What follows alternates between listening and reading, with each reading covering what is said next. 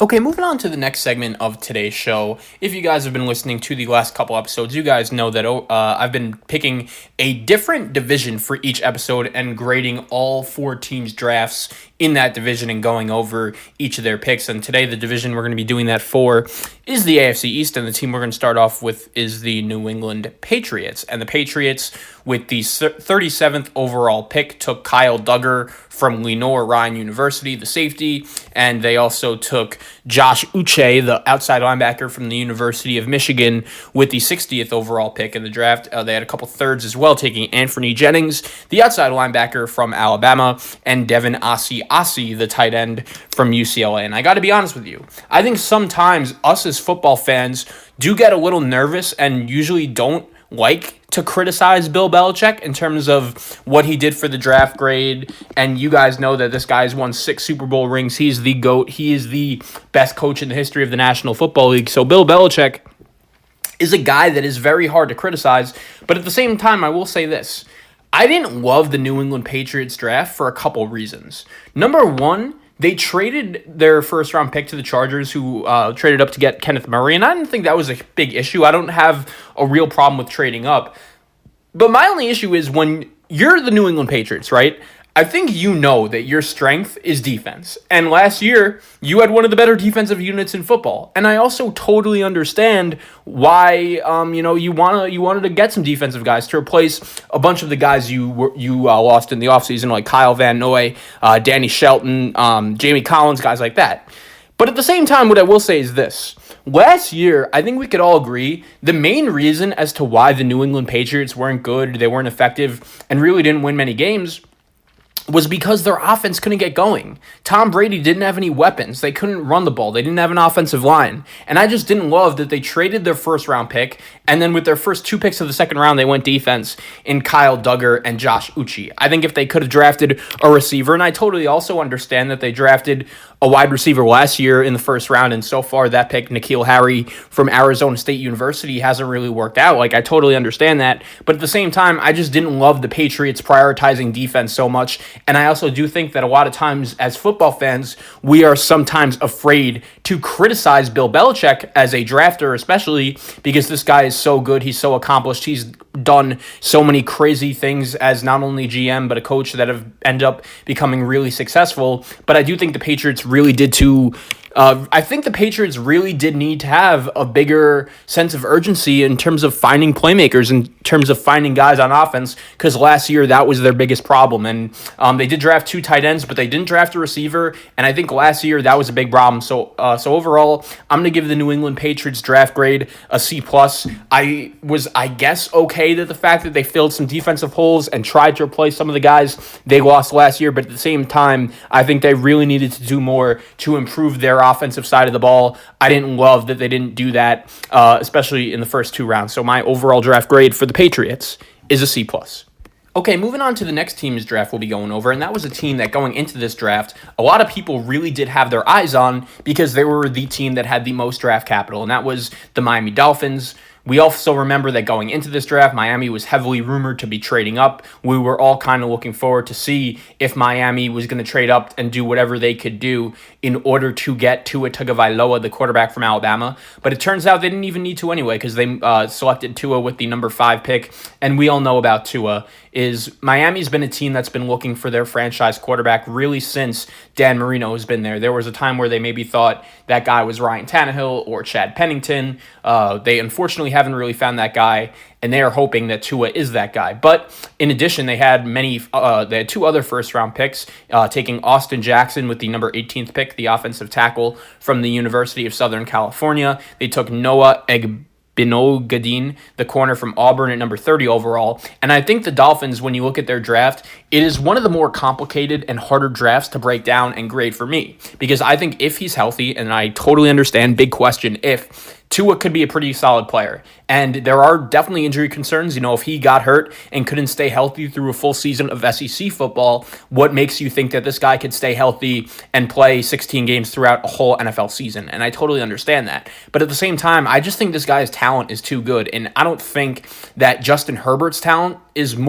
such a guarantee that you had to take him over Tua. I think when they're both on the field and both 100% healthy, Tua is by far and away the better and more talented quarterback than Justin Herbert. But at the same time, Herbert is has a better chance of staying healthy, but I just think Tua is the more talented player. So from that perspective, I'm not going to fault the Miami Dolphins at all for taking Tua. Here's the thing, though. I didn't love what they did with their next two picks because I just think they reached for both guys. I think if you're Miami, right, and you have picks 18 and 30, you could have traded up to maybe get a Tristan Wirfs like the Buccaneers did. They saw that there was an elite offensive tackle that really fell that expected to go higher. I think you could have traded up. Same with to get Jedrick Wills or Mekhi Becton. The Dolphins had more draft capital than anyone in this draft, including 3 firsts and 2 seconds. They took Robert Hunt, a guard from the University of Louisiana Lafayette, with another one of those second-round picks, and they took Raekwon Davis,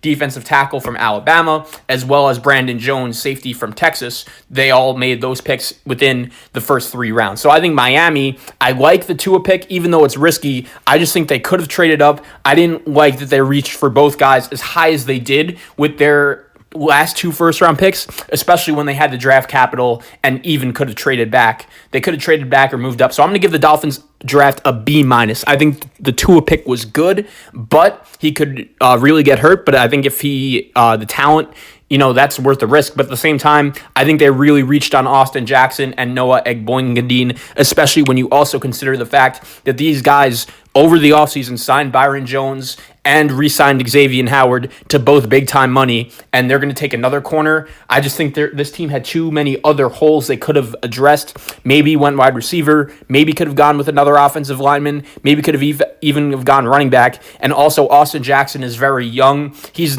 considered to be more of a project, not really expected to play right away. So I think when you look at that aspect, that pick made sense, but I just think, once again, it was a little too high of a reach. But if they, pan out, then, shame on me. But I'm going to give the Dolphins draft a B-.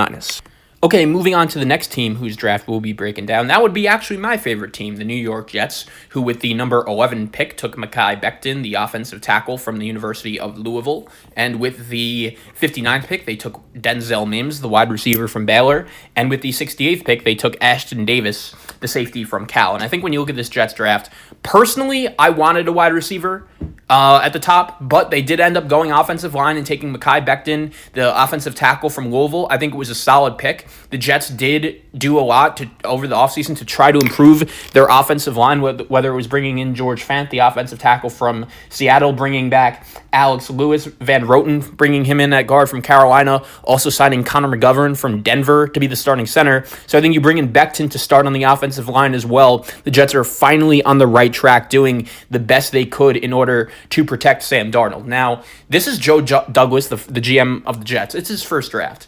And this was a team that I had on my eye going into this draft because I didn't really know what to expect from Joe Douglas, as this was his first draft. And I think the Jets going into this draft, out of any team in the National Football League, they obviously really needed a wide receiver. I think if the Jets would have left this draft without one, we would not really be happy, because you look at Sam Darnold, he has Jamison Crowder, who just because they were really... He really didn't have enough weapons last year, did Sam Darnold, and he created a nice chemistry with Jamison Crowder. He also, had Robbie Anderson, but he lost him, and the Jets originally actually had the 48 pick, but they decided to move back all the way to pick 59, and still they ended up taking Denzel Mims, the wide receiver from Baylor. Even though they got him late, I actually think this was a pretty solid pick, and I do think Mims is a guy that could step in right away, because a lot of people, including myself, actually projected him to be a first-round pick. And when you look at this Jet team, they have Crowder, they have Quincy Enunwa, who hasn't really been able to stay healthy over the last couple seasons, and I think Mims should be able to make a big-time impact and become one of Sam Darnold's top playmakers. They also take Jabari Zuniga, the defensive end from the University of Florida. I think he could be a guy that, if he plays well, can actually get on the field sooner than what you would usually expect a rookie to get. And they also take Ashton Davis, the safety from Cal, who I personally don't think this means the Jets are going to be trading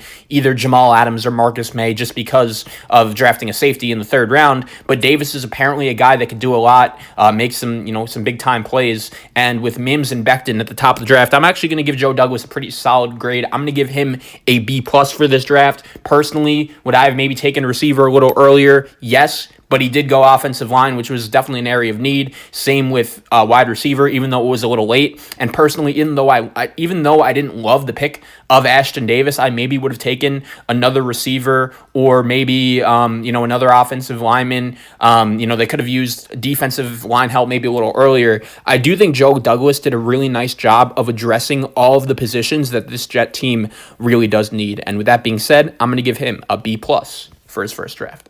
And then moving on to the final team in the AFC East, whose draft we will be breaking down today, that would be the Buffalo Bills. And the first thing that comes to mind when evaluating this Buffalo Bills draft for me was the fact that they actually didn't have a first-round pick as they they traded their first-round pick to the Minnesota Vikings. That was pick number 25, which eventually ended up getting traded to San Francisco as well. But Buffalo trades their pick for Stephon Diggs, so they don't have a pick until pick number 54 of the second round, and they take A.J. Epinesa, the defensive end from Iowa. I think this was a solid pick. Guy was underdrafted. I think him and Yetur Gross-Matos, the defensive end that ended up going to Atlanta, were the two other picks in terms of defensive line, value picks that really did stand out. Epinesa at this time last year was a surefire first-round pick, had a good, not great season, but I still think this guy could be really good and really productive, especially in Buffalo when he is going to be expected not necessarily to play right away,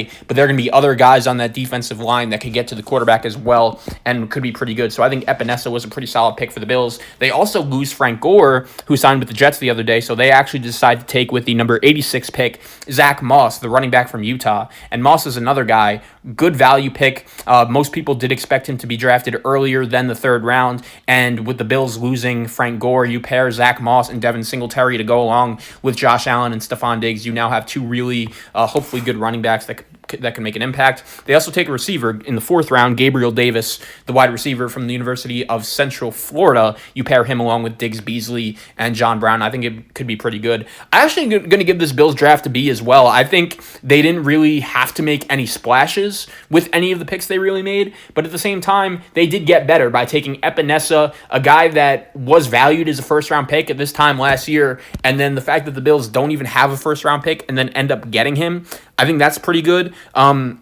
Getting Zach Moss as well. Frank Gore was actually pretty productive for this Bills team last year, and I think it's a little unfair or unreasonable to just have Devin Singletary go right into the season as the starting running back, no other questions asked. So I think it will be good to give Zach Moss a chance to tandem at running back. Along with Gabriel Davis, you can never really have enough good wide receivers. So I'm going to give the Bills draft a solid B. They didn't have a first-round pick, but I still think they made their team better.